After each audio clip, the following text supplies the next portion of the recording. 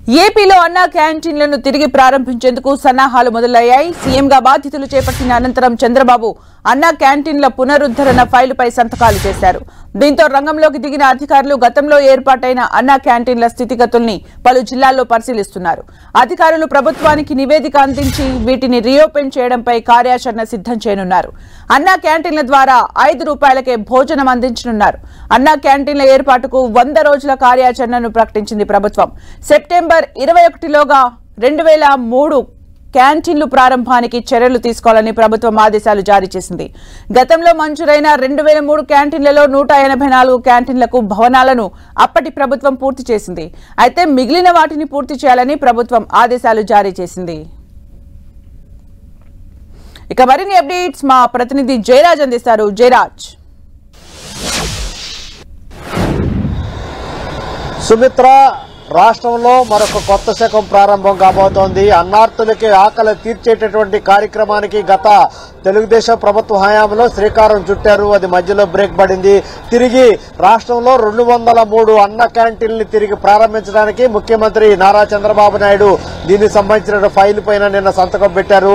విధి విధానాలు కూడా రూపొందించారు. నిర్దేశిత కార్యాచరణ కూడా ప్రకటించారు. సెప్టెంబర్ 21వ తేదీలోగా 203 అన్న క్యాంటీన్లన్నీ కూడా తిరిగి ప్రారంభించడానికి కావాల్సినటువంటి ఏర్పాట్లన్నీ చేయాలని చెప్పేసి అన్ని అధికారులకి, కింది స్థాయి అధికారులకు కూడా ఆదేశాలు జారీ చేశారు.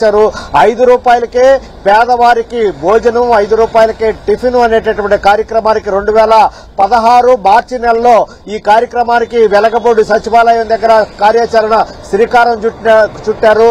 దాదాపు తెలుగుదేశం ప్రభుత్వ హయాంలన్నీ కూడా దాదాపు రాష్ట్ర వ్యాప్తంగా 203 అన్న క్యాంటీన్లు పనిచేశాయి. ప్రతి రౌండ్ లో కూడా 500 మందికి అన్నార్తులకి ఆకలి తీర్చే విధంగా ₹5కే భోజనం పెట్టే విధంగా ఈ కార్యక్రమం అంతా కూడా విజయవంతంగా నడుస్తున్నటువంటి నేపథ్యంలో ప్రభుత్వం మారిన తర్వాత అన్న క్యాంటీన్లన్నీ కూడా ఎక్కడికక్కడ మూతపడ్డాయి. చాలా ప్రాంతాల్లో అట్లన్నీ కూడా తొలగించేటటువంటి ప్రక్రియ కూడా చేపట్టారు.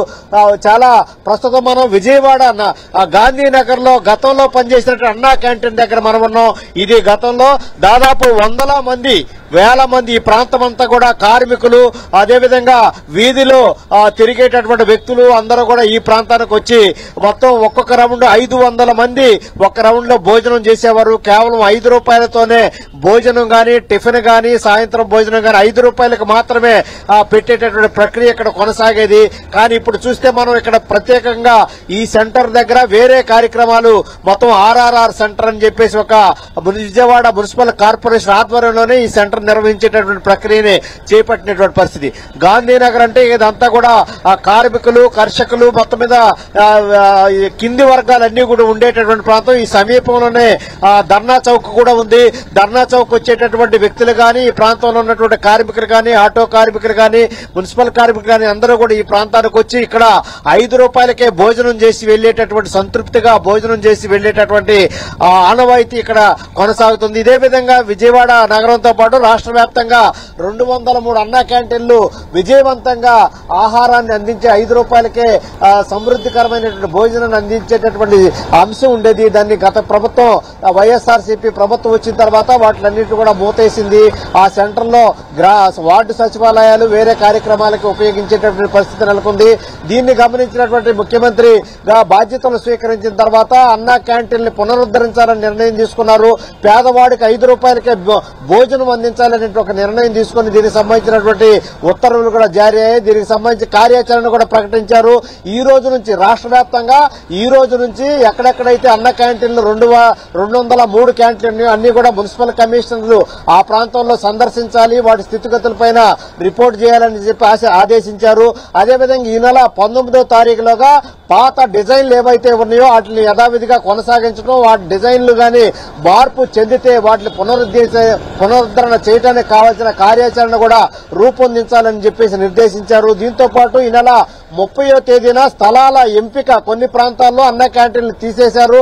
ఆ ప్రాంతాల్లో వేరే కార్యాలయాలు ఏర్పాటు చేసిన నేపథ్యంలో అన్న క్యాంటీన్లకు స్థలాలు లేని చోట్ల మున్సిపల్ కమిషనర్లు ఎక్కడైతే అన్న క్యాంటీన్లు పెట్టాలో ఎక్కువ మంది కార్మికులు గాని, మిగతా కింది వర్గాలు ఉంటారో వాళ్ళకందరికి అనుకూలమైనటువంటి ప్రాంతాలను ఎంపిక చేయాలి, ఆ ప్రాంతాలను కూడా ఎంపిక చేస్తూ మొత్తం నివేదిక సిద్ధం చేయాలని చెప్పేసి ముఖ్యమంత్రి కార్యాలయాన్ని కూడా ఆదేశాలు జారీ అయిన పరిస్థితి.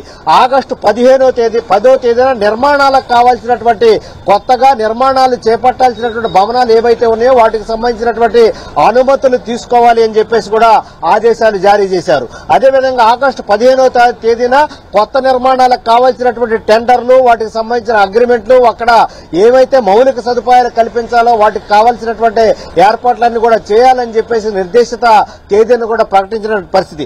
సెప్టెంబర్ 21వ తేదీన రాష్ట్ర వ్యాప్తంగా ఉన్నటువంటి 203 అన్న క్యాంటీన్లు అన్ని కూడా ప్రారంభం కావాలి, అదొక విజయోత్సవంగా చేపట్టాలి, అన్ని రకాల వసతులన్నీ కూడా కల్పించడం, వచ్చినటువంటి ప్రతి వ్యక్తికి 5 రూపాయలకే భోజనం పెట్టేటటువంటి ప్రక్రియని సెప్టెంబర్ 21వ తేదీ నాడు ఆ రాష్ట్ర వ్యాప్తంగా దీన్ని ఒక కార్యక్రమం లాగా చేపట్టి ఆ పేదవాడికి 5 రూపాయలకి అన్నం పెట్టే విధంగా కార్యక్రమాలు చేపట్టాలని చెప్పేసి ముఖ్యమంత్రి ఆదేశాలు జారీ చేసిన నేపథ్యంలో రాష్ట్ర వ్యాప్తంగా అన్ని మున్సిపాలిటీల్లో కూడా అన్న క్యాంటీన్లకు సంబంధించినటువంటి ఇప్పుడు వరకు ఉన్న క్యాంటీన్లు ఏవైతే ఉన్నాయో కేవలం ఇప్పుడు ప్రస్తుతం 184 భవనాలు ఉన్నట్టుగా గుర్తించారు. లేని చోట్ల కొత్తగా కట్టడం, ఉన్నటిని పునరుద్ధరించడం, వాటికి కావాల్సినటువంటి అన్ని అనుమతులు కూడా తీసుకునే దిశగా చర్యలు చేపట్టాలని చెప్పేసి ముఖ్యమంత్రి కార్యాలయం నుంచి ఆదేశాలు వెలువడిన నేపథ్యంలో మున్సిపల్ కమిషనర్లందరూ కూడా ఈ రోజు ఆయా ప్రాంతాల్లో ఉన్నటువంటి అన్నా క్యాంటీన్ల వాటిని పరిశీలించేటటువంటి ప్రక్రియకి శ్రీకారం చుడుతున్నారు. సుమిత్ర, అంటే జయరాజ్ 100 రోజుల కార్యాచరణలో భాగంగా సెప్టెంబర్ 21 నుంచి ఫుల్ ఫ్లెడ్జ్డ్ గా మళ్ళీ అందుబాటులోకి రాబోతున్నాయని మీరు చెప్తున్నారు. అట్ ది సేమ్ టైం అంటే ఈ పునరుద్ధరణలో భాగంగా మెన్యూలో ఏమైనా చేంజెస్ చేస్తున్నారా, అలాగే టైమింగ్స్ ఎలా ఉంటాయి? సుమిత్ర, ఉదయం నుంచి కూడా ఉదయం, మధ్యాహ్నం, సాయంత్రం 3 పూట్ల కూడా ఈ ఉదయం టిఫిన్ గానీ, మధ్యాహ్నం లంచ్ గానీ, ఈవినింగ్ డిన్నర్ కార్యక్రమం ఏవైతే ఉన్నాయో వాటికి సంబంధించి కూడా ఎవరైతే కార్మికులకి అవసరమైనటువంటి సమయాలు ఉన్నాయో అన్ని కూడా రాష్ట్ర వ్యాప్తంగా ఒకే డిజైన్ తో నిర్మాణం చేసినటువంటి భవనాలు, ఒకే రకమైనటువంటి మెను, ఒకే రకమైనటువంటి ధరలు 5 రూపాయలకే ఇవన్నీ కూడా అందించేటటువంటి ప్రక్రియకి శ్రీకారం చుట్టారు. అదే రకమైనటువంటి విధానం ఈసారి కూడా కొనసాగిస్తారు. దీనికి గతంలో కూడా ఈ కార్యక్రమాన్ని ఈ బృహత్ అన్నదాన కార్యక్రమం ఒక విధంగా చెప్పాలంటే అన్నం పరబ్రహ్మ స్వరూపం అంటారు. దీనికి సంబంధించి మొత్తం ఎక్కడైతే కార్మికులు ఉన్నారో, ఎక్కడైతే ఎక్కువ ధరలు పెట్టి కొనుక్కోలేనట్టున్నారో, ఎక్కడైతే అనార్థులు ఉన్నారో వారందరూ ఆకలి తీర్చేటటువంటి ఒక బృహత్తరమైనటువంటి కార్యక్రమాన్ని ఆంధ్రప్రదేశ్ లో శ్రీకారం చుట్టారు. దాని అంతా కూడా పునరుద్ధరించే కార్యక్రమానికి ఈ రోజు నుంచి కార్యాచరణ ప్రకటించి అమలు చేసే దిశగా వెళ్తా ఉన్నారు. మొత్తం మీద అన్ని రకాల ఎక్కడ ఏ విధమైనటువంటి వ్యక్తులకు ఇబ్బంది లేకుండా అన్నదాన కార్యక్రమం 5 రూపాయలకి అన్నం పెట్టేటటువంటి కార్యక్రమాన్ని శ్రీకారం చుట్టడానికి ఈ రోజు నుంచి కార్యాచరణ మొదలైంది.